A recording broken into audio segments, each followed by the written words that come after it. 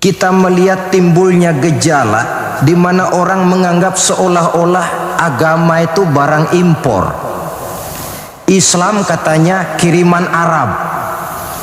Buktinya Quran bahasa Arab, hadis bahasa Arab, sholat menggunakan bahasa Arab.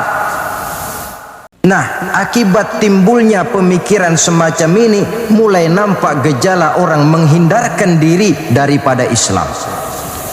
Sebenarnya bahwa Arab sebagian besar memang Islam, itu harus kita akui. Tetapi bahwa Islam bukannya Arab, itu pun juga merupakan kenyataan.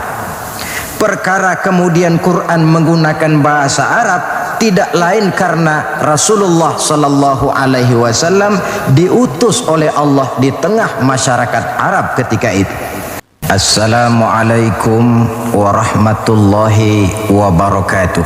Waalaikumsalam warahmatullahi wabarakatuh. A'udzu billahi minasyaitonir rajim. Bismillahirrahmanirrahim. Wal 'asri innal insana lafi khusr illa alladzina amanu wa 'amilus shalihat wa tawasaw bil haqqi wa tawasaw bis sabr. Shadaqallahul azim.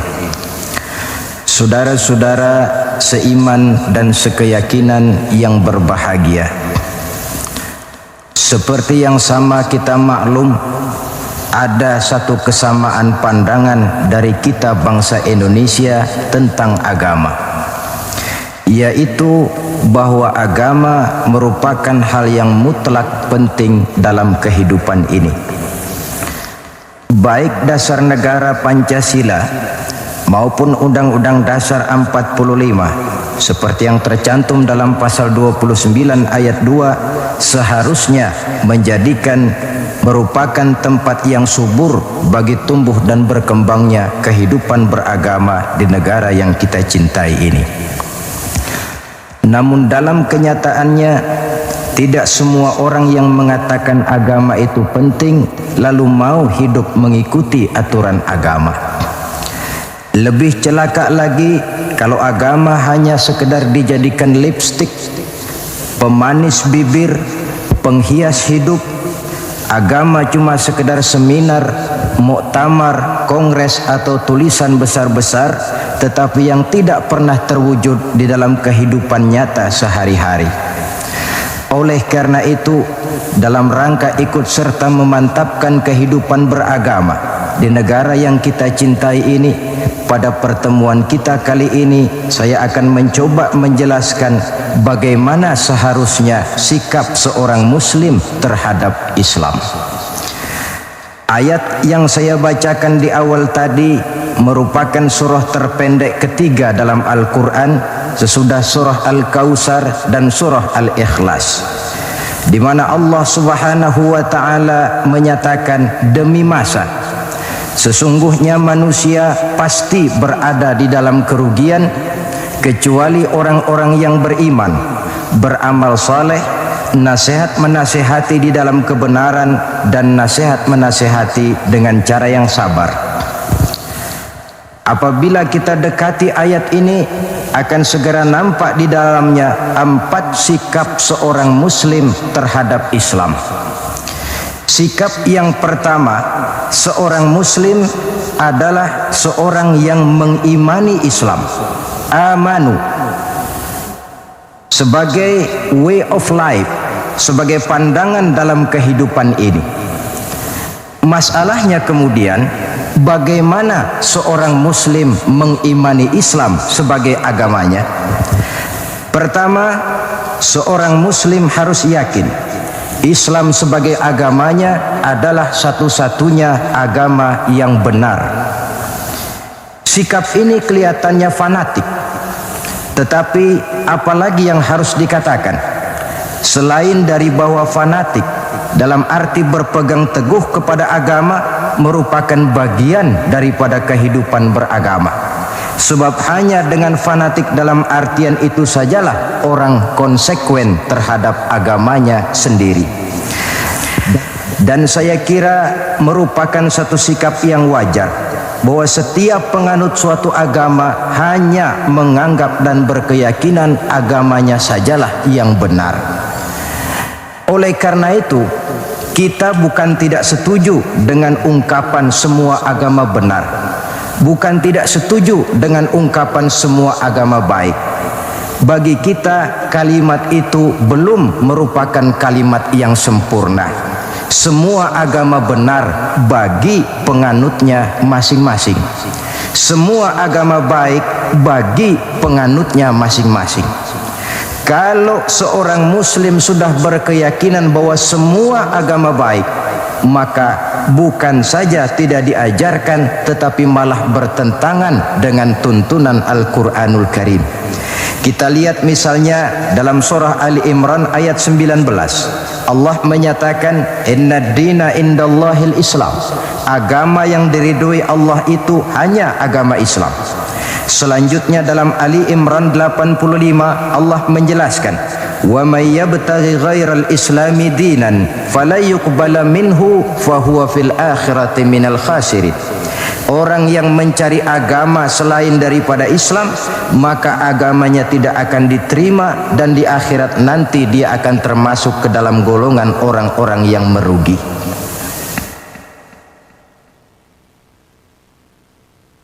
Perkara bahwa kita menghormati orang lain agama itu tentu, apalagi sebagai bangsa yang sedang melaksanakan pembangunan, kita perlu menjaga kesatuan dan persatuan kita sebagai bangsa. Tetapi menghormati orang tidak identik dengan menghormati agamanya. Satu hari, saudara-saudara, ketika Rasulullah sallallahu alaihi wasallam sedang berkumpul dengan para sahabat, lewatlah serombongan orang mengusung jenazah. Rasul berdiri, sahabat ikut berdiri. Ketika jenazah sudah lewat, seorang sahabat memberitahu, ya Rasul, yang tadi diusung orang itu jenazah Yahudi. Kenapa Tuhan berdiri memberikan hormat sampai kita juga ikut berdiri? Jenazah Yahudi, kata Rasul. Iya. Orang bukan itu. Ya orang, kalau orang sih.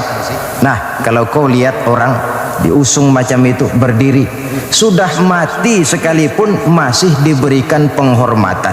Tetapi itu manusianya. Perkara agama kita dibatasi oleh ayat lakum dinukum waliyadin. Bagi Tuhan agama Tuhan, bagi kami agama kami. Tuhan silahkan melaksanakan agama Tuhan, kami akan melaksanakan agama kami. Kami hormati Tuhan, Tuhan juga hormat kepada kami. Persilahkan melaksanakan ajaran agama tanpa perlu menyampaikan agama kepada orang yang sudah beragama.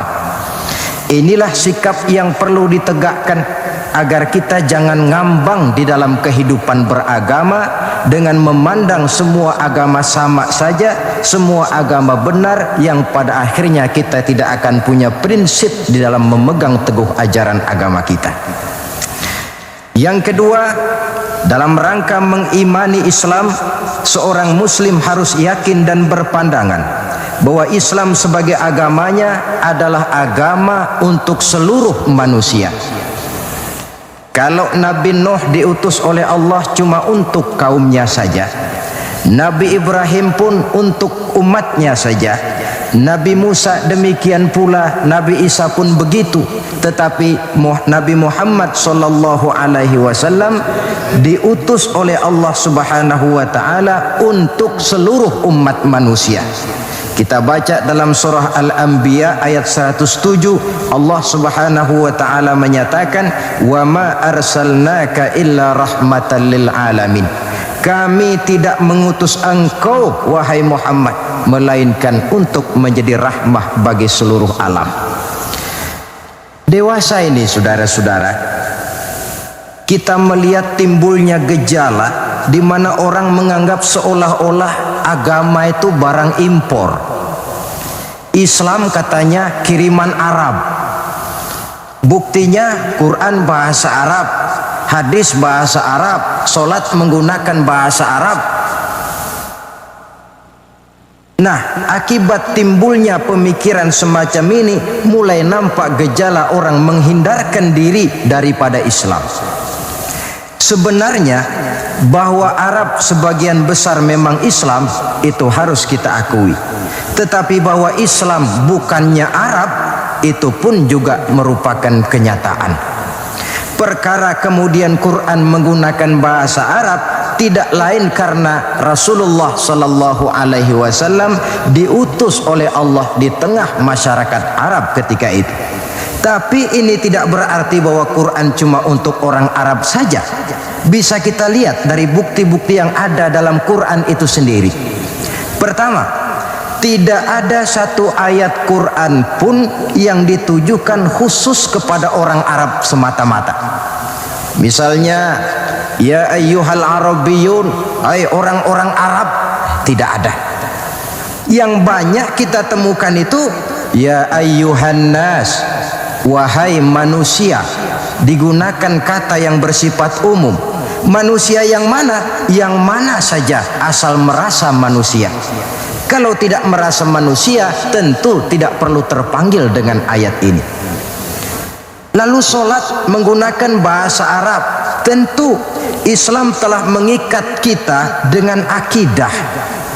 Sama Allah yang kita sembah, sama arah yang kita tuju dalam menyembah, sama bacaan yang kita baca, sama bahasa yang kita gunakan. Dari persamaan-persamaan semacam itu timbul ilaqah ruhiyah, mekanisme psikis yang pada gilirannya mengikat nilai-nilai persaudaraan yang lebih erat lagi.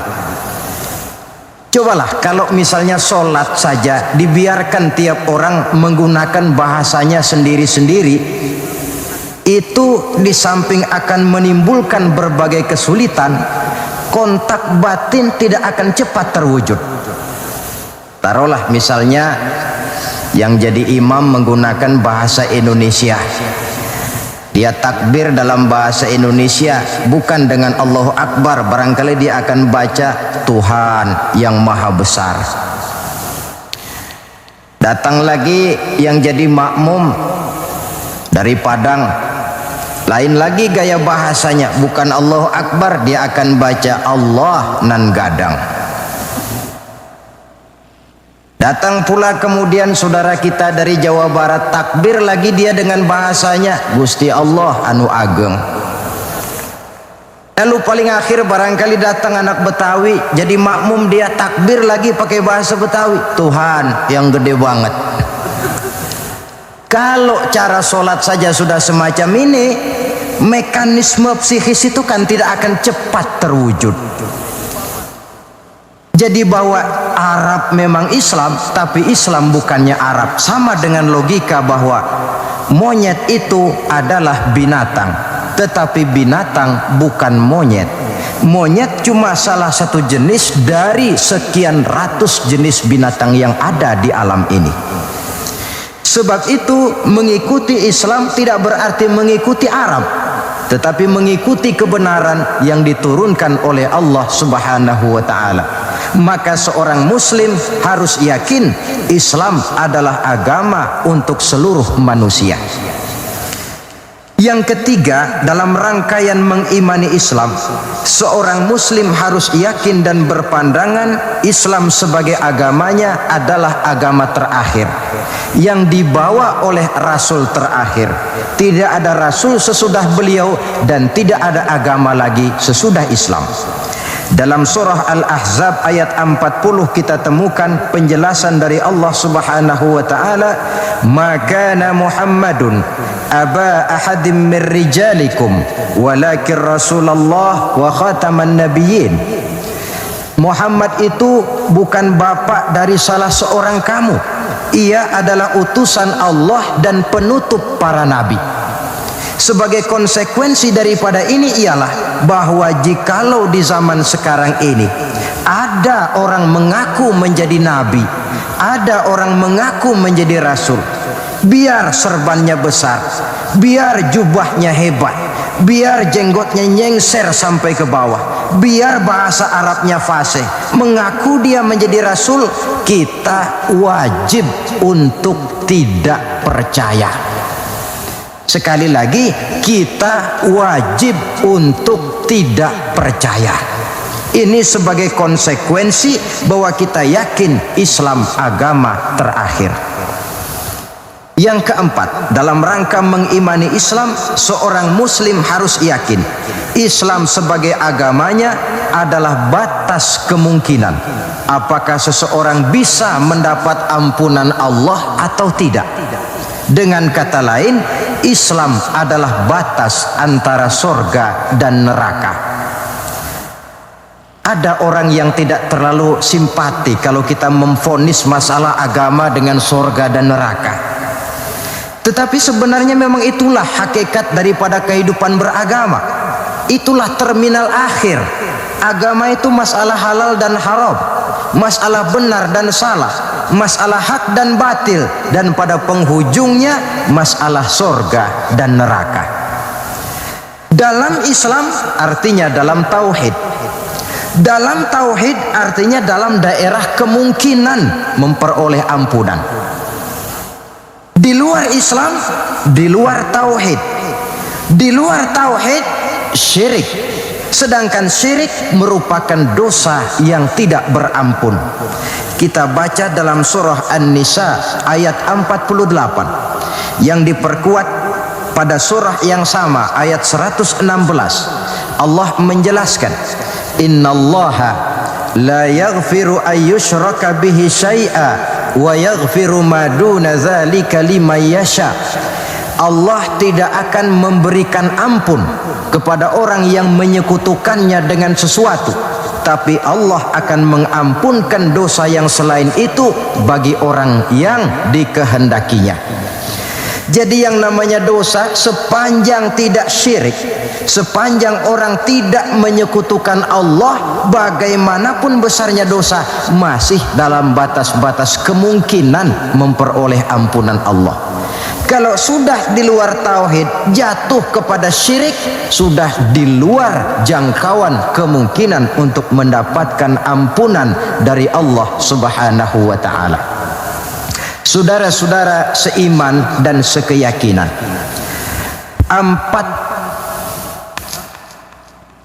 empat cara di dalam kita mengimani Islam ini pada gilirannya akan memberikan warna di dalam kehidupan kita.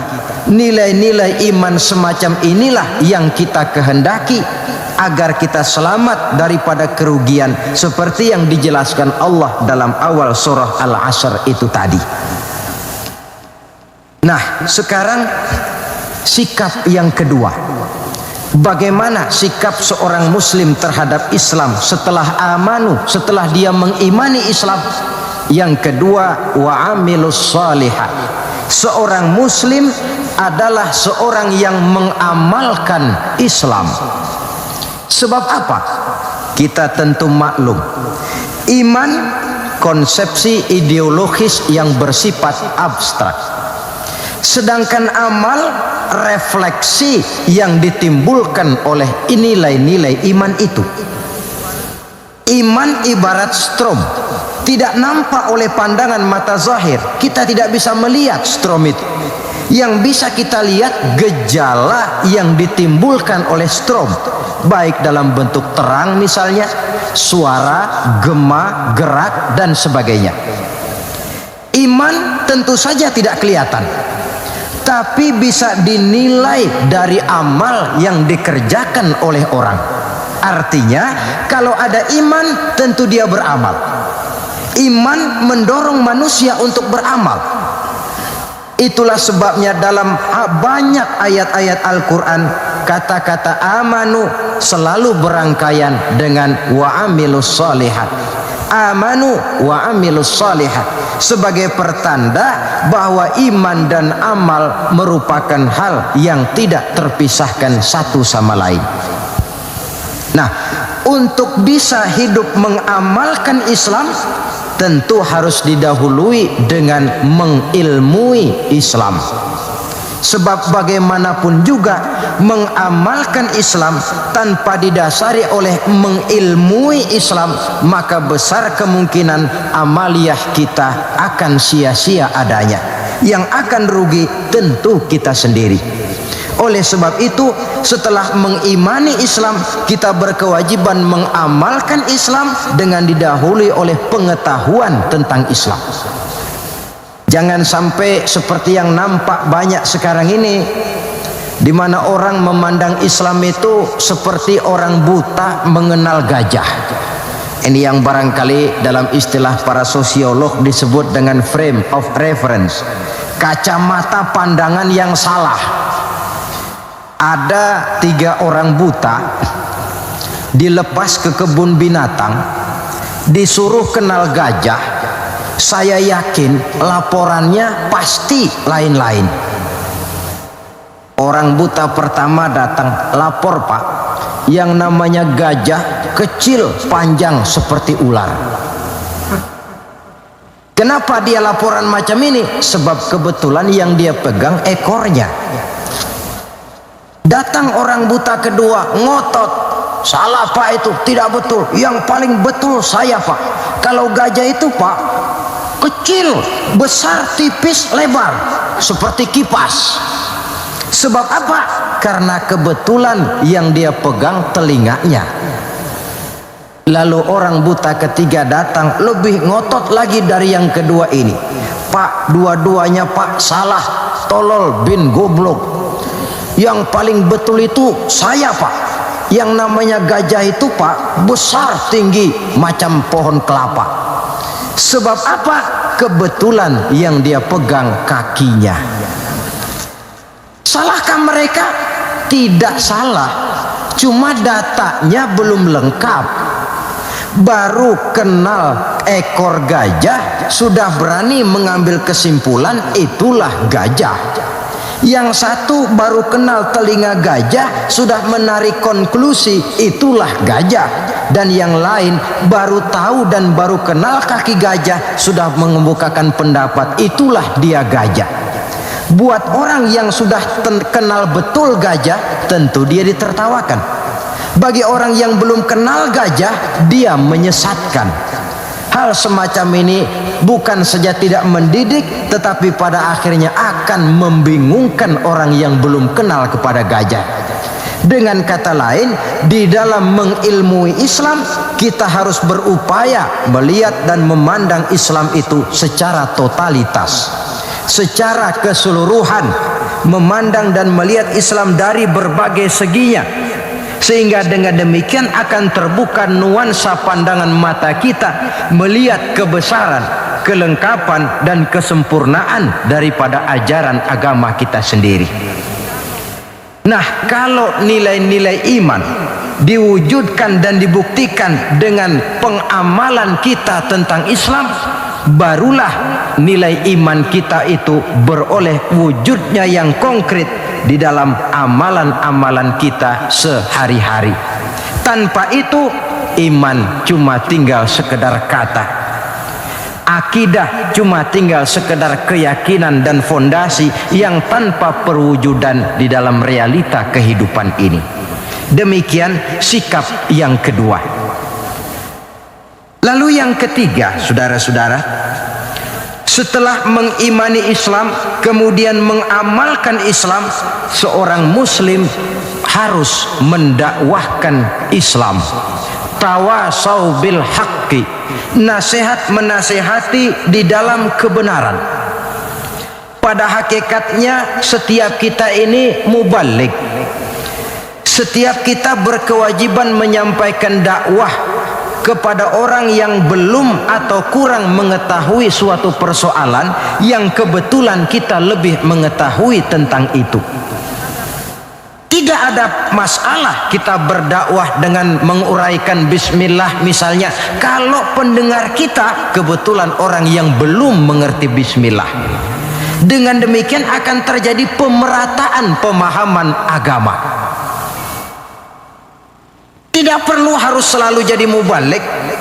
Kalau kita kebetulan seorang pedagang, Lalu dalam dunia perdagangan kita bisa memberikan contoh bagaimana seharusnya seorang muslim berdagang. Maka kita sudah mendakwahkan kepada orang lain bagaimana cara dagang menurut Islam. Dakwah bil hal namanya, di mana setiap pribadi muslim menjadi iklan daripada agamanya. Dia harus sanggup berkata, tuan-tuan mau tahu bagaimana cara dagang menurut Islam? Lihat cara kami orang Islam dagang. Tuan-tuan mau tahu bagaimana cara berumah tangga menurut Islam? Lihat cara kami orang Islam berumah tangga. Tuan-tuan mau tahu bagaimana cara bertetangga menurut Islam? Lihat cara kami orang Islam bertetangga. Seorang muslim menjadi iklan daripada agamanya. Dakwah bil hal, dakwah dengan perbuatan langsung, memberikan contoh kepada masyarakat bagaimana tuntutan kehidupan beragama yang kita laksanakan dalam kehidupan sehari-hari. Saudara-saudara seiman dan sekeyakinan yang saya cintai, itu sebabnya Allah Subhanahu wa taala menjelaskan dalam surah An-Nahl ayat 125, ud'u ila sabili rabbika bil hikmah wal mau'izatil hasanah wajadilhum billati hiya ahsan inna rabbaka huwa a'lam biman dhalla an sabilih wa huwa a'lamu bil muhtadin. Berdakwahlah kamu, ajak manusia ke jalan Allah. Bagaimana caranya? Pertama, bil hikmah, dengan cara bijaksana. Bagaimana cara yang bijaksana itu?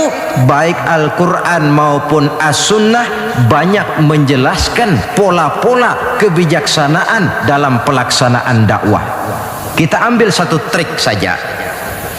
Satu hari datanglah seseorang menghadap kepada Rasulullah sallallahu alaihi wasallam. Yang datang ini, kalau istilah sekarang, biang okem. Datang dia menghadap baginda Rasul. Sesampainya di sana, dia bilang, "Ya Rasul, bagaimana? Saya ini mau masuk Islam, boleh apa tidak?" Boleh. Lalu dia mengucap 2 kalimat syahadat. Setelah selesai mengucap 2 kalimat syahadat, dia berkata lagi, "Ya Rasul, saya sekarang sudah masuk Islam." Bagus.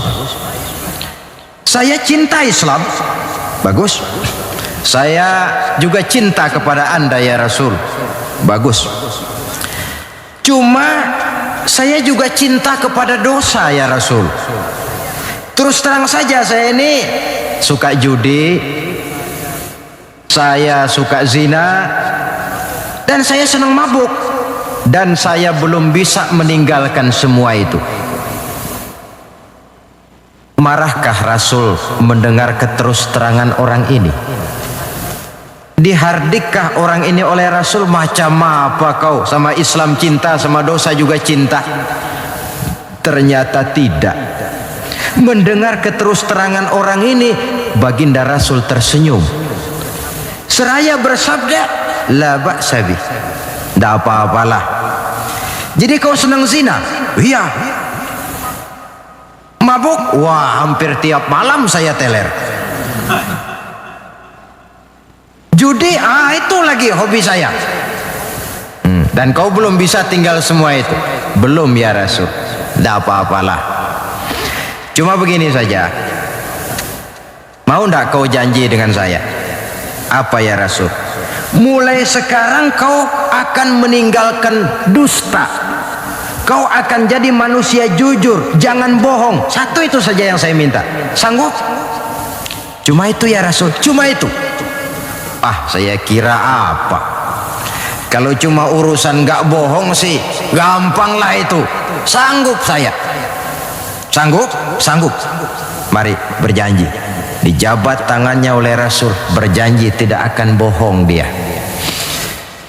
Dalam perjalanan pulang, orang ini berkata dalam hati, "Ma ashala ma talaba hadzal nabil karim." Alangkah mudahnya permintaan Rasul ini. Saya sudah berterang-terangan suka judi, suka zina, suka mabuk. Tidak disuruhnya meninggalkan semua itu, cuma diminta jangan bohong saja. Dia kira orang nggak bohong itu gampang.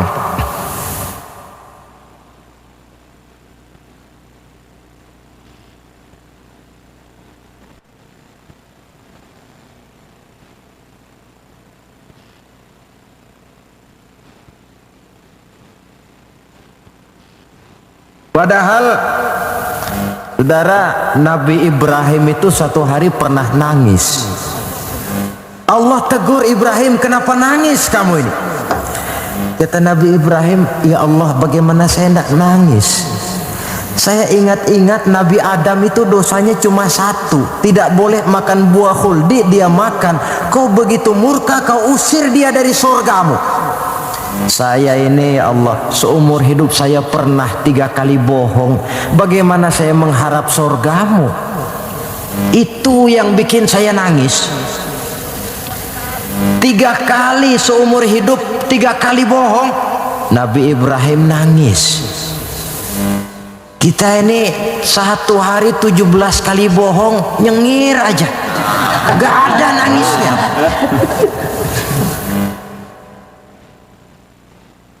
Saudara hadirin,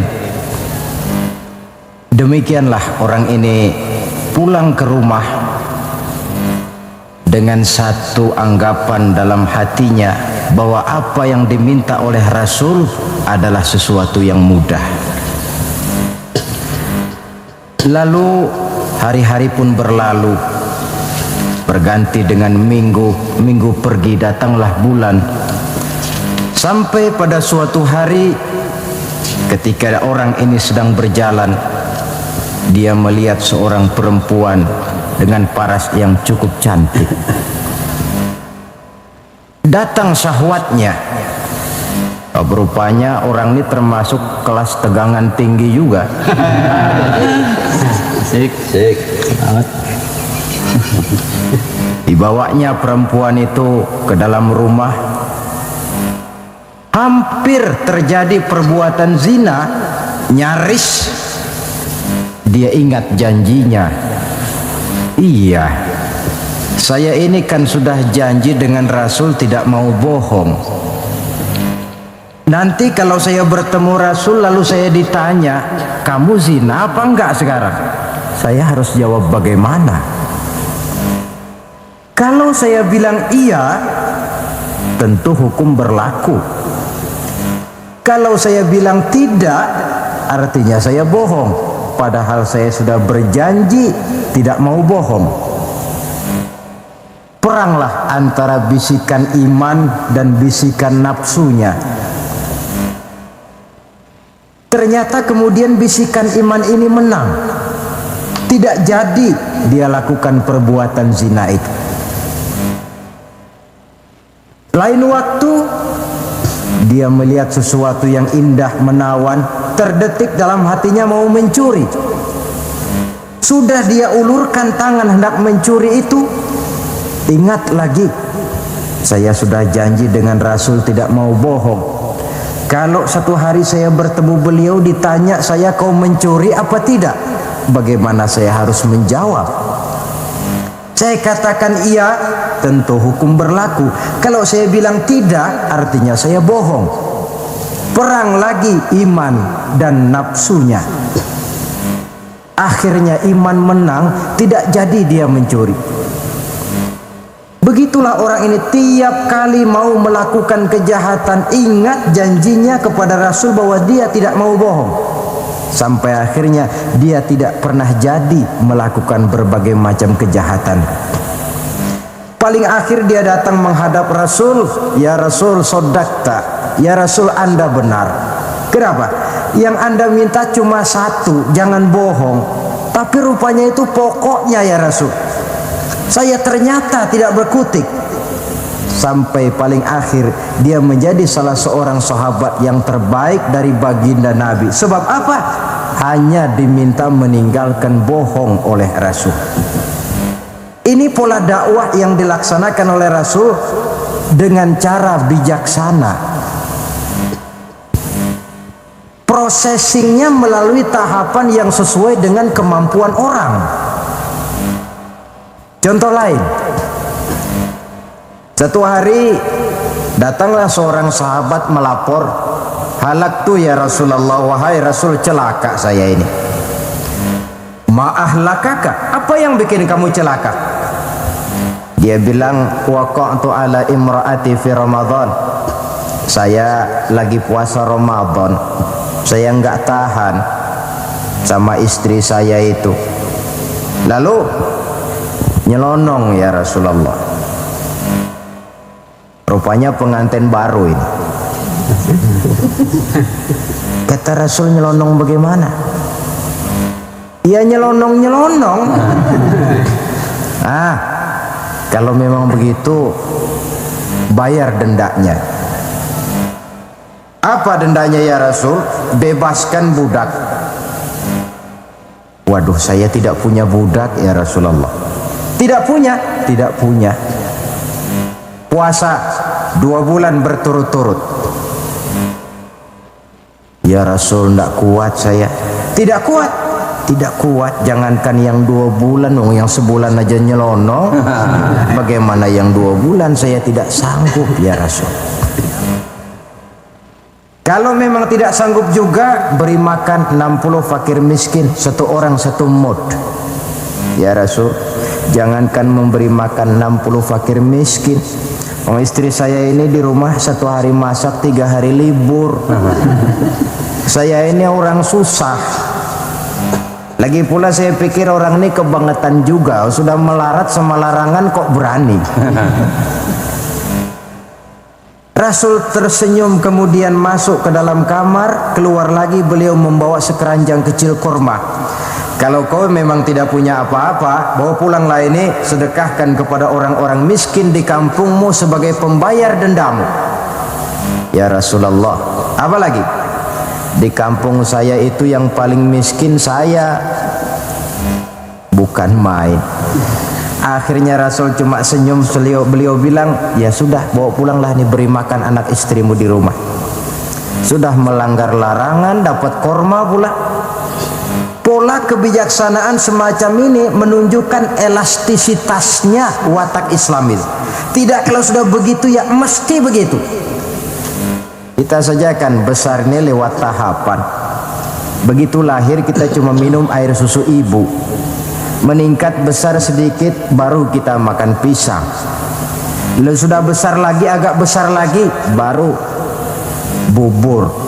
Sudah besar betul, baru makan nasi. Lebih besar lagi, barangkali termasuk jengkol dan sebagainya. Bayangkan kalau orang begitu lahir sudah dikasih jengkol, itu tidak bijaksana kan, akan rawan akibatnya.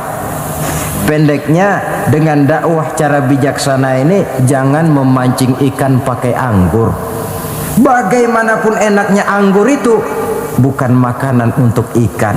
Inilah makna tuntunan Nabi, khatibin nasa ala qadri uqulihim.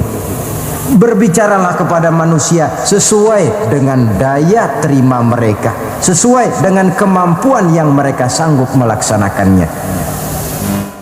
Begitulah pola dakwah pertama, bil hikmah. Yang kedua, wal mau'izatil hasanah, dengan contoh nasihat-nasihat yang baik. Dan yang ketiga, wajadilhum billati hiya ahsan. Kalau memang perlu berdebat, perlu berbantah, debatlah dengan cara yang terbaik. Bukan dengan sentimen, tapi dengan argumen. Bukan dengan tujuan untuk mencari kebenangan, tetapi untuk mencari kebenaran. Sehingga dengan demikian, saudara-saudara, seorang muslim harus tegak mendakwahkan Islam sesuai dengan bidang dan kemampuannya masing-masing.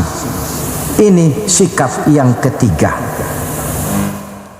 Lalu sampai kepada sikap yang keempat, bagaimana seorang muslim sikapnya terhadap Islam, yaitu yang keempat, watawasau bis sabr, bersabar dalam Islam.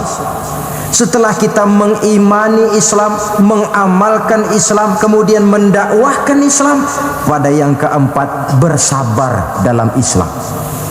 Sebab apa? Perjalanan mengimani Islam, mengamalkan Islam, mendakwahkan Islam bukan perjalanan yang lurus bertabur bunga di kanan kirinya. Jalannya menanjak, penuh onak dan duri, namun tidak ada perbuatan tanpa resiko. Orang yang berani berbuat harus berani resiko. Mengimani Islam ada resikonya, mengamalkan Islam ada resikonya, mendakwahkan Islam, menegakkan yang ma'ruf, menghancurkan yang munkar pun ada resikonya. Bersabar dalam Islam. Bagaimana orang yang sabar itu? Allah menjelaskan, wabasyiris sabirin allazina iza asabathum musibah qalu inna lillahi wa inna ilaihi raji'un.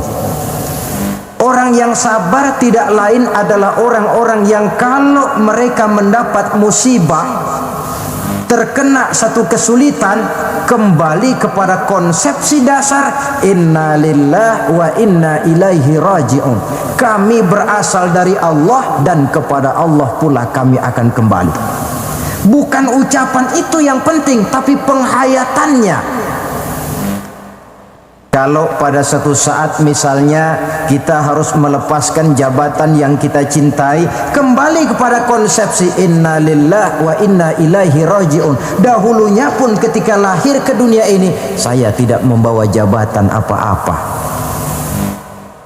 Kalau satu saat kita kehilangan harta benda yang sangat kita sayangi, kembali kepada konsepsi dasar. Dahulunya pun waktu terlahir ke alam ini saya tidak membawa apa-apa. Inna lillahi wa inna ilaihi raji'un. Di belakang itu lalu baik sangka bahwa musibah, kepahitan dan penderitaan hidup bagaimanapun pedihnya, di belakang itu tentu mengandung hikmah. Cuma barangkali mata kita saja yang agaknya kurang terbuka untuk menelusuri hikmah di belakang itu.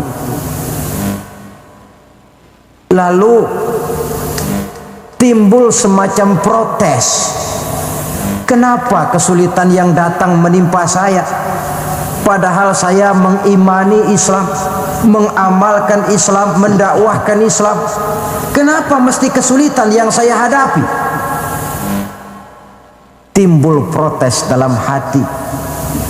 Padahal hikmah di belakang itu tentu ada, dan setiap muslim menghadapi bagaimanapun besarnya kesulitan, dia harus tetap husnuzon, baik sangka kepada Allah, dengan satu keyakinan di belakang setiap kesulitan mesti ada hikmahnya. Dahulu ada seorang petani, dia selesai bekerja di ladang, istirahatlah dia, tidur di bawah pohon beringin. Di sebelah pohon beringin ini ada pohon labu. Sambil tidur-tiduran dia berpikir, kalau saya lihat-lihat Tuhan ini tidak adil, katanya. Masa pohon beringin pohonnya besar, buahnya kecil. Lalu pohon labu, pohonnya kecil, pohonnya kecil, kok buahnya besar. Ah, Tuhan bukan arsitek ulung ini. Tidak adil ini.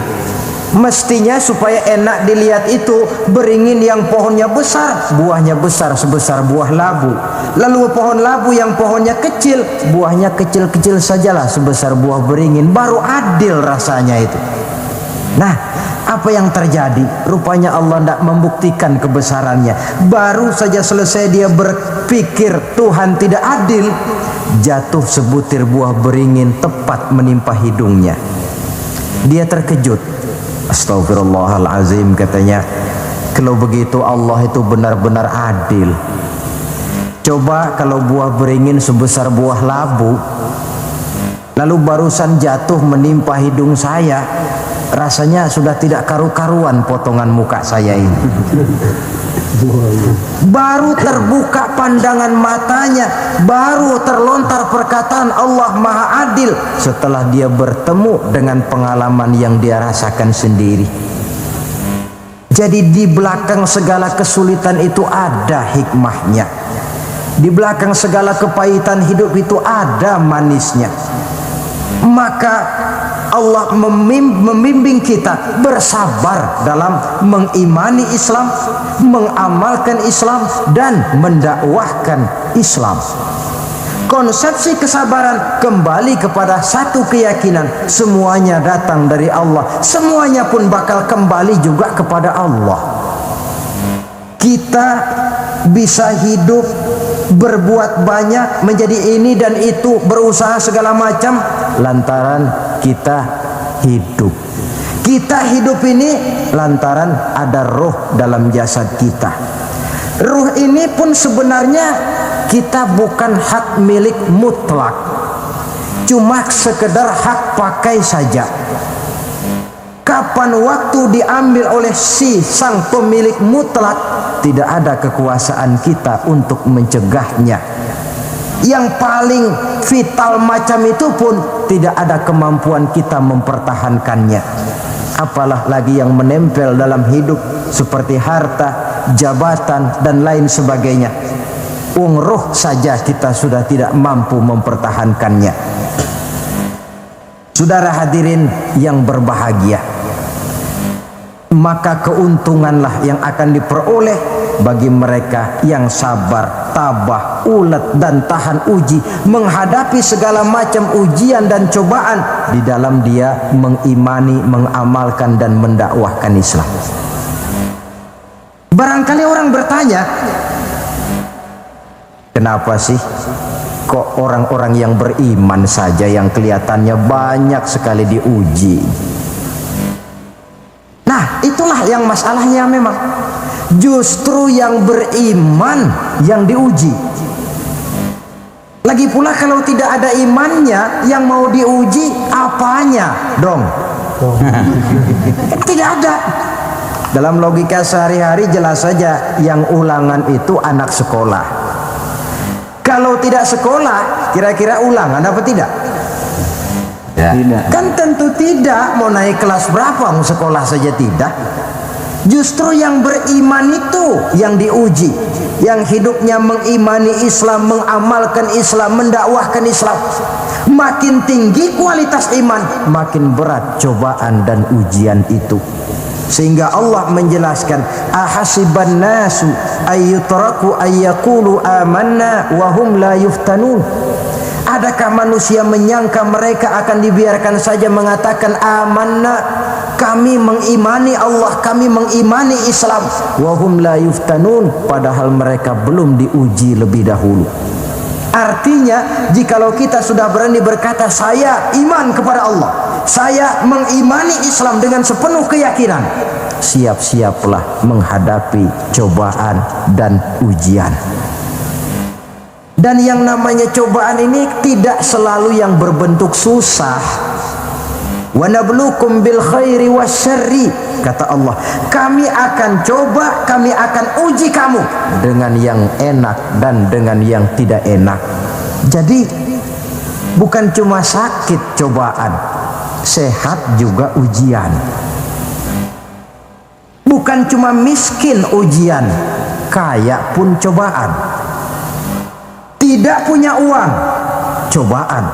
Banyak uang, ujian. Tapi kan belum pernah kita dengar ada orang bilang, Pak, saya lagi diuji oleh Allah. Kenapa? Uang saya lagi banyak, Pak. Belum ada orang berkata macam begitu. Kalau sudah bangkrut, pailit, nah barulah dia merasa diuji Allah. Dan dalam kenyataan, banyak orang lulus ketika diuji dengan kemiskinan, tapi gagal berantakan setelah dia dicoba dengan kekayaan. Banyak yang ingat Allah dikala dia sakit, dan manakala dia sudah sehat, Allah pun dilupakan. Ketika miskin dia hamba Allah, setelah kaya pindah menjadi hamba harta. Ketika dia orang biasa, dia hamba Allah. Naik pangkat, punya jabatan, pindah budak pangkat, budak jabatan. Tidak sesuai lagi antara ucapan dan perbuatannya.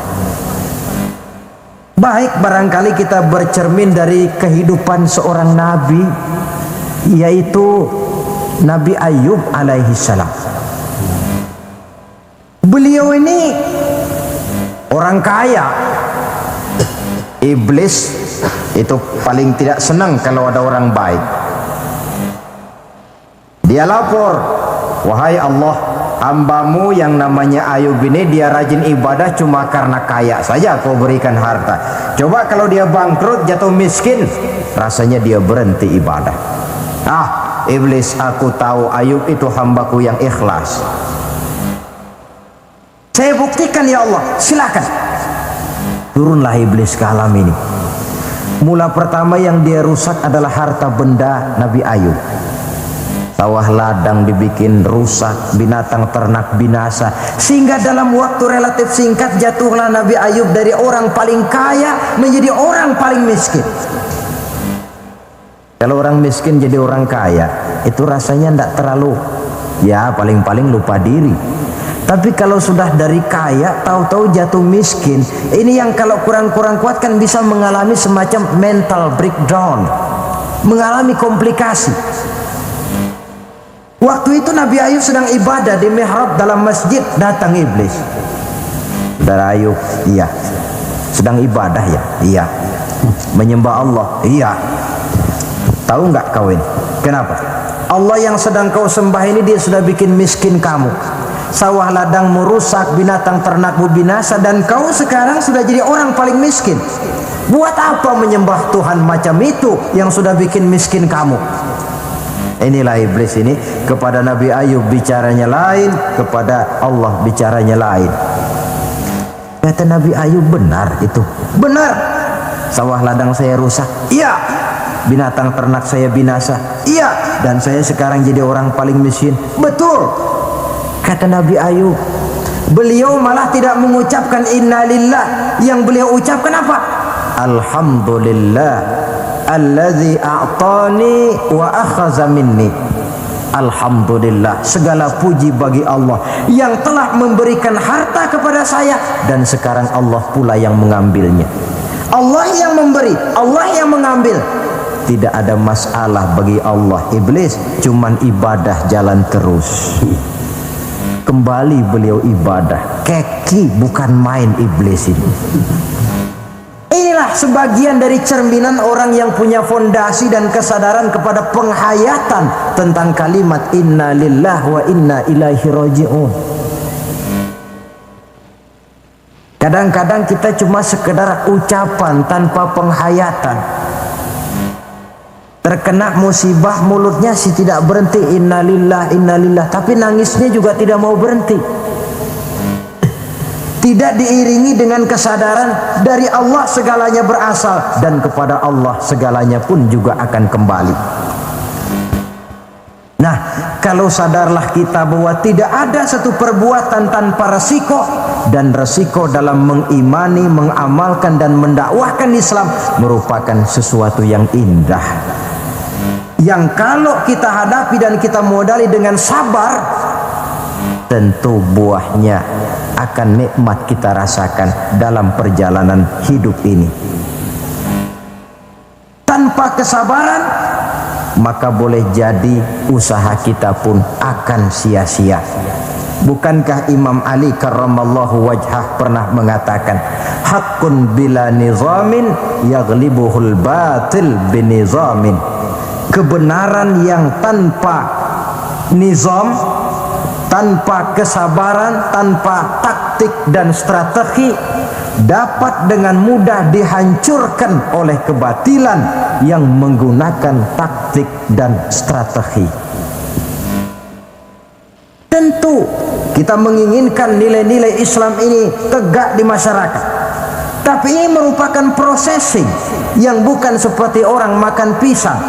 Hari ini dimakan, hari ini kenyang, dan hari ini juga kadang-kadang bisa keluar lagi. Perjuangan menegakkan nilai-nilai Islam ini satu proses yang panjang. Seperti juga telah dijelaskan oleh kehidupan perjuangan Nabi, para sahabat dan selanjutnya.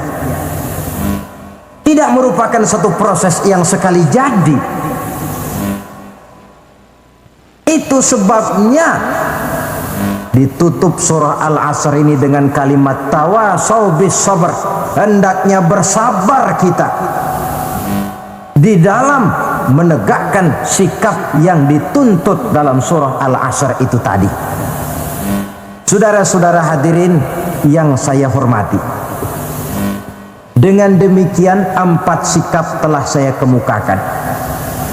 Dari 4 sikap ini ternyata seorang muslim dituntut untuk menjadi pengiman Islam, pengamal Islam, dan pengawal Islam, dengan motif sabar sebagai landasan daripada perjuangan kita mengimani, mengamalkan dan mengawal Islam dengan pelaksanaan dakwah yang sesuai dengan bidang dan kemampuan kita masing-masing.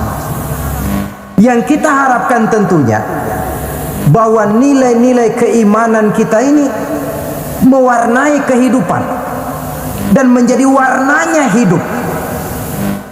Saya kira pun pembangunan akan lebih berhasil, Pancasila akan lebih aman di negara ini kalau dijaga dan dikawal oleh orang-orang yang teguh memegang agama dengan segala konsekuensinya.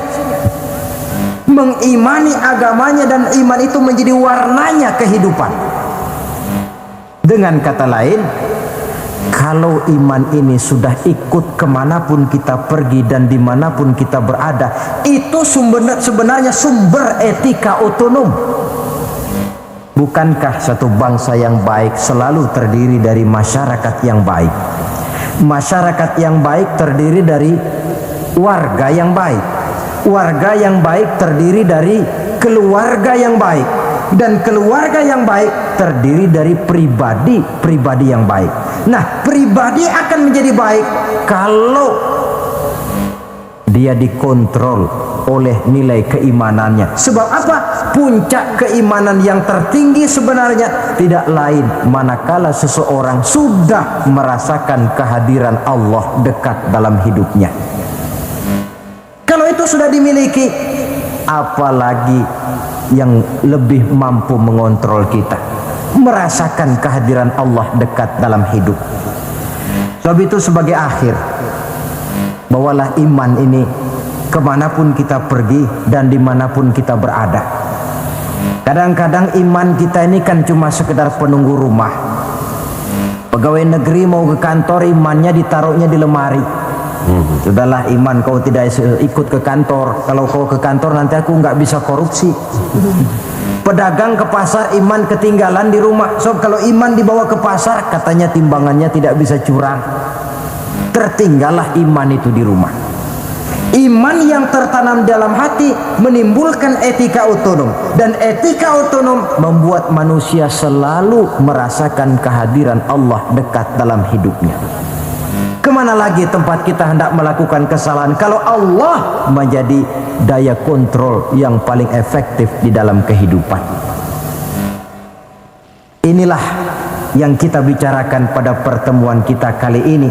Semoga Allah memberikan kekuatan kepada kita. Amin. Untuk hidup tegak mengimani Islam, mengamalkan Islam, mendakwahkan Islam, dan bersabar di dalam Islam. Saya akhiri dengan satu ungkapan. Wa qad yurja li jarhi sayfi bur'un wa la bur'u lima jarahal lisan. Kalau pedang lukai tubuh, masihkan ada harapan sembuh. Kalau lidah lukai hati, kemana obat hendak dicari? Untuk itu saya mohon dibukakan pintu maaf yang sebesar-besarnya. Semoga yang saya sampaikan ini ada manfaatnya. Usikum wa iyaya bitaqwallah. Aqulu qawli hadza. Wassalamu alaikum warahmatullahi wabarakatuh. Waalaikumsalam.